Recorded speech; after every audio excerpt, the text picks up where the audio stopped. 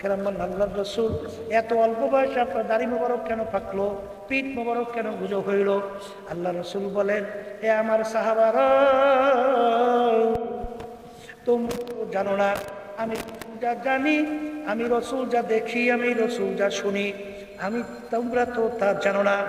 আরে কুরআনুল কারীমের মধ্যে আমার মালিক নাফরমান, বেনমাজি যারা 5 ওয়াক্ত ঠিক মতো নামাজ পড়ে না, বেরোজগারা যারা রমজান মাসে ঠিক মতো রোজা রাখে না, বেপরদায় চলেন না যারা পর্দা ফরজ ঠিক মতো মানে না, হারাম হালাল তমিজ কইরা খায় না চলে না, যাদের উপর হজ ফরজ হইল ঠিক মতো হজ আদায় করে না, যাকাত দেয় না, এদের ব্যাপারে হারামের ভিতরে লিপ্ত, জুলুমের ভিতরে লিপ্ত, টেন্ডারবাজি চাঁদাবাজির ভিতরে লিপ্ত, বিভিন্ন খুন খারাপের ভিতরে লিপ্ত, এক কথা আমার মালিক যা নিষেধ করছেন সেইটা করে, ওদের ব্যাপারে আমার মালিক যে আযাব ও গজবের ঘোষণা দিছে,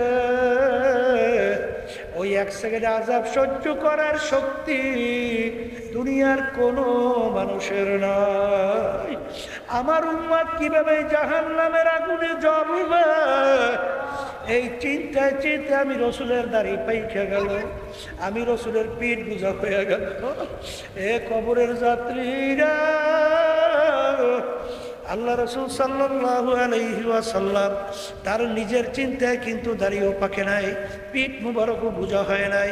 তোমার আমার চিন্তায় দাড়ি মুবারক পাকলো, পিঠ মুবারক গুজা হইল। এই জন্য আমার ভাইদেরকে বলবো, পর্দালে মা বোনদেরকে বলবো, দুনিয়ার সাধারণ আগুনে 1 মিনিট আঙ্গুল রাখা যায় না, কিন্তু জাহান্নামের আগুনের ব্যাপারে আল্লাহ রাসূল বলেন, দুনিয়ার আগুনের চেয়ে 70 গুণ তেজের আগুন। আল্লাহ আপনি আমাকে আমাদের সবাইকে মাফ কইরা দেন। ওই জাহান্নামের আগুনের ব্যাপারে আমার মালিক আমার আল্লাহ নিজে ঘোষণা করছেন, নারুল্লাহিল মুকাদাতুল্লাতি তাত্তালিউ আলাল আফইদা, জাহান্নামের আগুন এমন তেজের হবে, শরীরের যে কোনো জায়গায় লাগার সঙ্গে সঙ্গে ওই আগুন যাইয়া কলিজা পর্যন্ত পৌঁছা যাবে। আল্লাহ আপনি আমাকে আমাদের সবাইকে মাফ কইরা দেন। কুরআনুল কারীমের ভিতরে আল্লাহ বলেন, কুল্লামা নাদিজাত জুলুদুহুম বাদদালনাহুম জুলুদান গায়রাহা, জাহান্নামীরা জাহান্নামের আগুনে জ্বলতে জ্বলতে তাদের শরীরের চামড়া শরীর থেকে পৃথক হইয়া জমিনের ভিতরে ধারাস করে পইড়া যাবে। আল্লাহ, লা ইয়ামুতু ফিহা ওয়ালা ইয়াহইয়া, মানুষ বাঁচবেও না মরবেও না। দুনিয়া কষ্ট সহ্য করতে না পারলে মানুষ মারা যায়, কিন্তু আল্লাহ বলতেছেন এত কষ্ট হবে মৌত তালাশ করে পাওয়া যাবে না, আবার নতুন চামড়া জ্বালাইয়া যাবে, গজাইয়া যাবে, আবার জাহান্নামের আগুনে জ্বলতে জ্বলতে চামড়া আবার জমিনে পইড়া যাবে। আল্লাহ আপনি আমাকে আমাদের সবাইকে মাফ কইরা দিয়ে।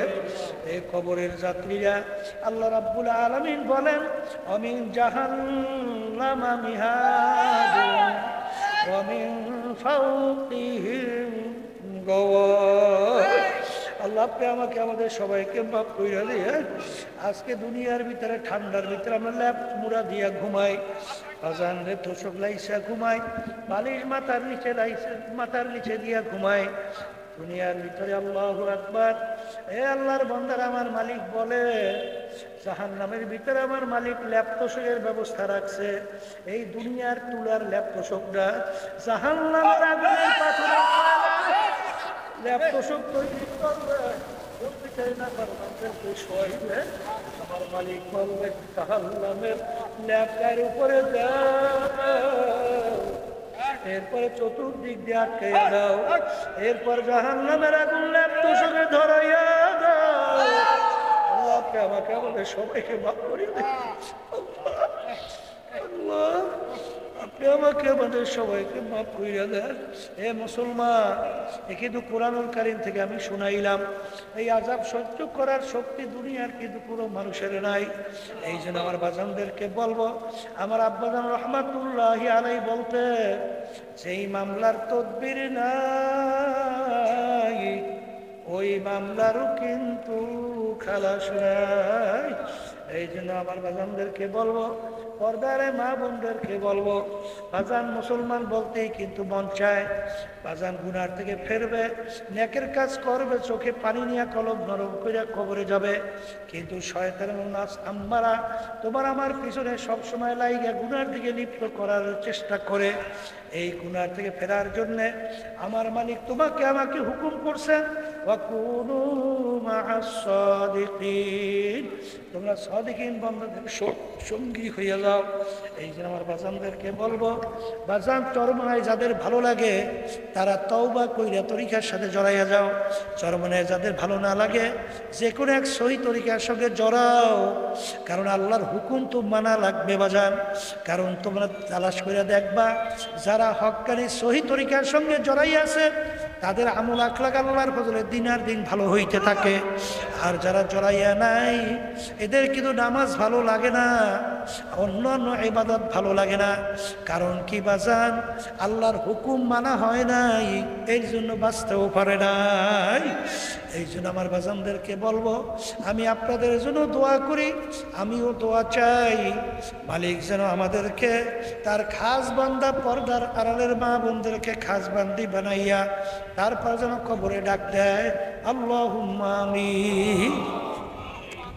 এ ঘরের মেয়ে লোকের হাত উঠাও, দুই চোখের পানি ফালাও, গুনার কথা মনে করো, মালিকের দরবারে কান্দো আর মাপ চাও। কান্না না আসে মনকে বুঝাও রে মন, একদিন এই ঘরের দরজা দিয়া নতুন বউ হইয়া উঠছিল রে মন। কত মেয়ে লোকে আমা করে মে কান্দে মামা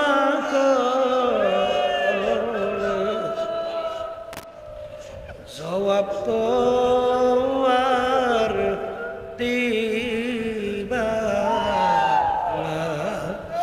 আল্লাহ। আপনি একটু মাঠের দিকে চাইয়ে দেখে আপনার বান্দারা কিভাবে কান্দে। আমাদের ছেলেও মরে নাই, মেয়েও মরে নাই, গুনা করে বসছি রে।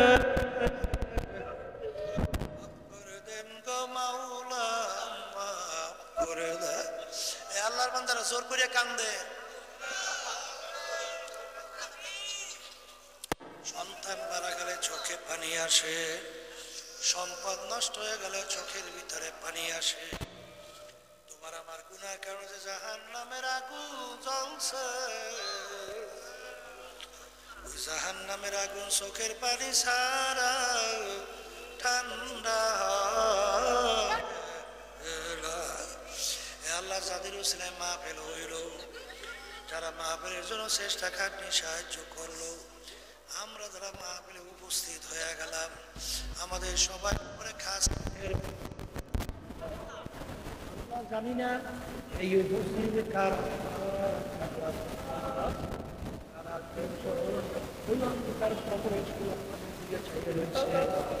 আমরা দোয়া করলাম, দয়া করে তাদের কবর কে কোন নিয়তে হাত পৌঁছে জানি না, সবাই দিলেন নেক মাকসাদ গুলা পুরা করে দেন। সুবহান রাব্বিকা রাব্বিল ইজ্জাতি আম্মা ইয়াসিফুন ওয়া সালামুন আলাল মুরসালিন ওয়ালহামদুলিল্লাহি রাব্বিল আলামিন।